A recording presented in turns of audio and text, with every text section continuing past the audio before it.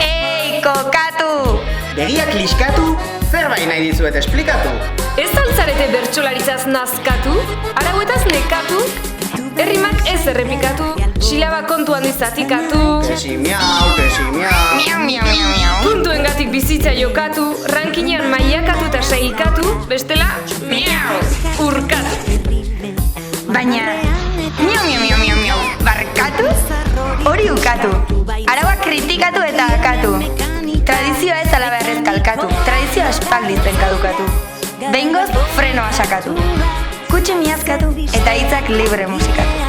Bertsoa txitzikatu behitzala, zaitzala, kraskatu, Erkatu, ez murtxikatu. Nahi adina madarikatu. Eta gero, ahotik askatu. Askatu. Katu. Katuek bezala teilatutik zintzilikatu.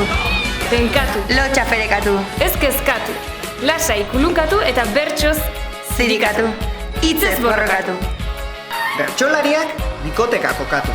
Gaiak tokatu eta katu tabernetan tragoak eskatu. Data hauek gorriz markatu, iritsi da eta bertxokatu. Iritsi da bertxokatu. Iritsi da bertxokatu. Tua jaiki, terra paladan, handik askap